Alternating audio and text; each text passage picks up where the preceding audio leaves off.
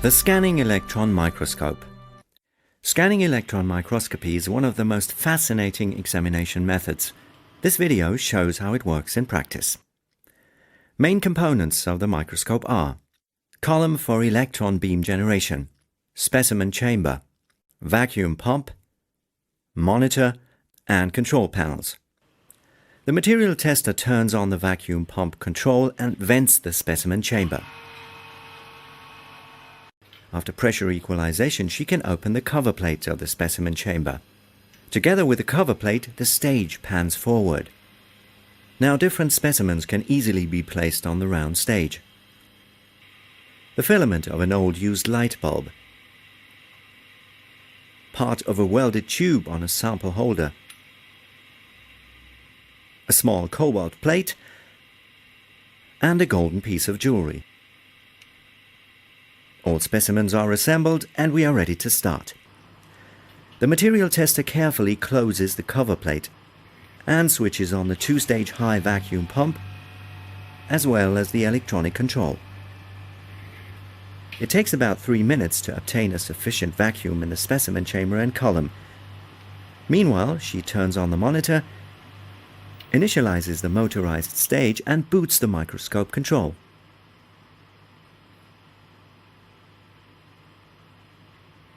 Only now she is allowed to switch on the high voltage and the thermionic cathode. For the first time, a reasonable image appears on the monitor. It shows part of the specimen stage.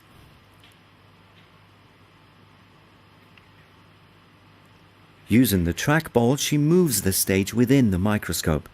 She looks for the place where the first sample is positioned, the used filament.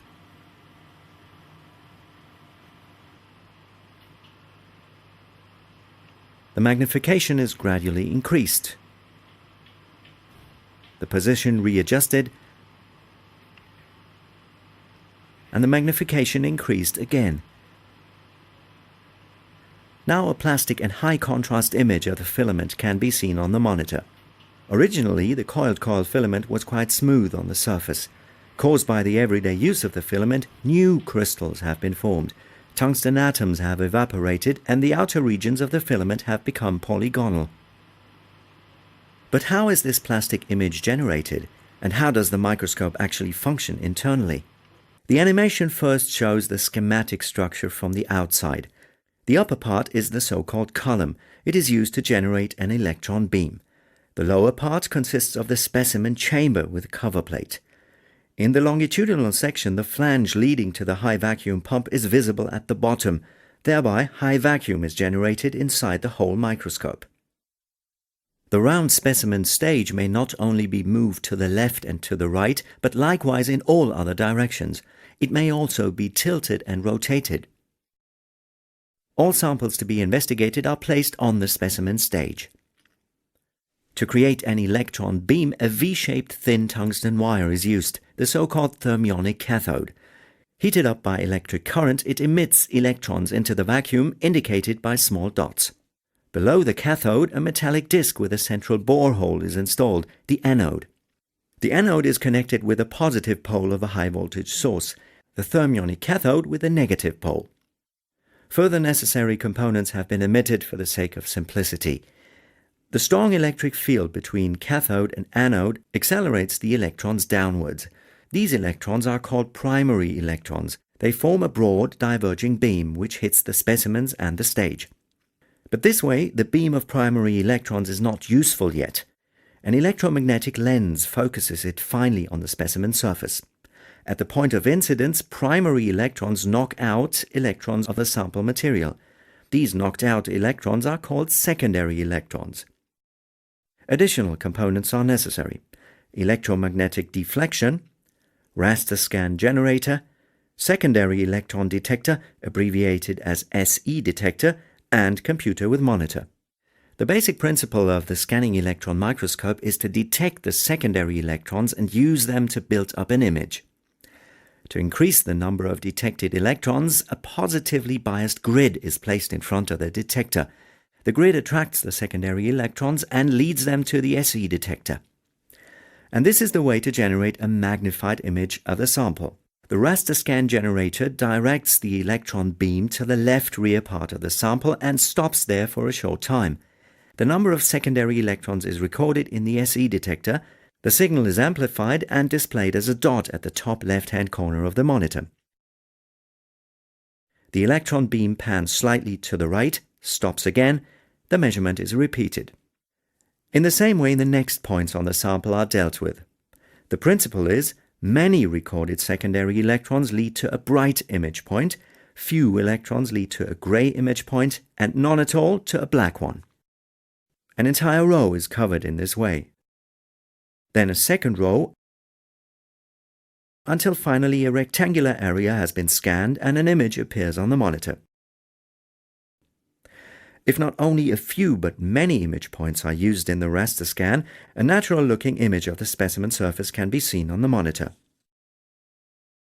Back in reality, the material tester selects low magnification again and looks for the second sample. It is an austenitic stainless steel tube with a longitudinal weld. Invisible to the naked eye, the scanning electron microscope reveals fantastic crystals. They have grown near the surface during solidification of the weld deposit. In some crystal directions, the solidification rate is particularly high and so-called dendrites form. Dendrites are crystals with many branches and tree-like shape. On the surface of the weld, they could grow almost freely without much disturbance and can now be observed well.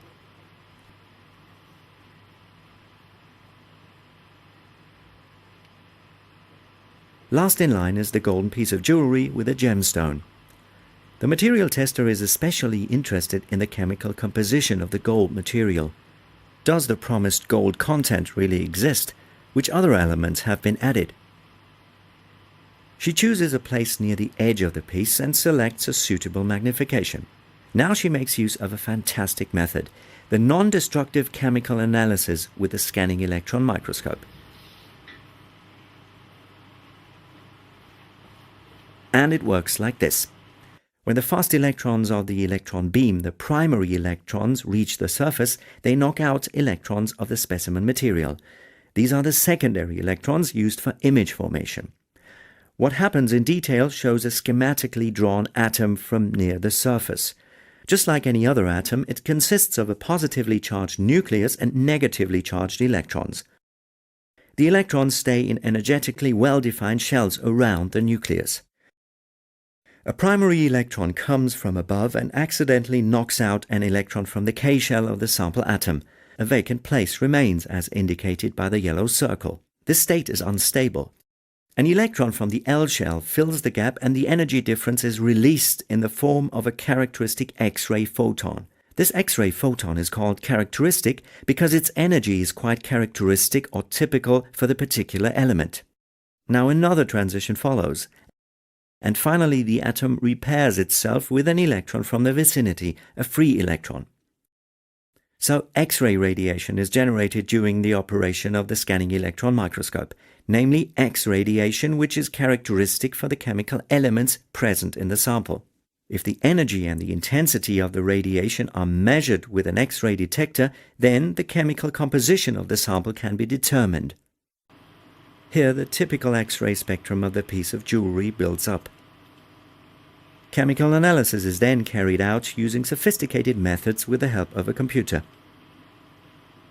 Certain limitations must indeed be minded, but it's definitely a fine method, and above all, it is completely non-destructive, and even very small spots on a sample can be analyzed. And what has happened to the small cobalt plate, which was one of the samples? It was used to calibrate the measurement. This means to adjust it finely. The chemical analysis is finished now. Our piece of jewelry is genuine. The gold content amounts to about 70%. The balance is silver and copper.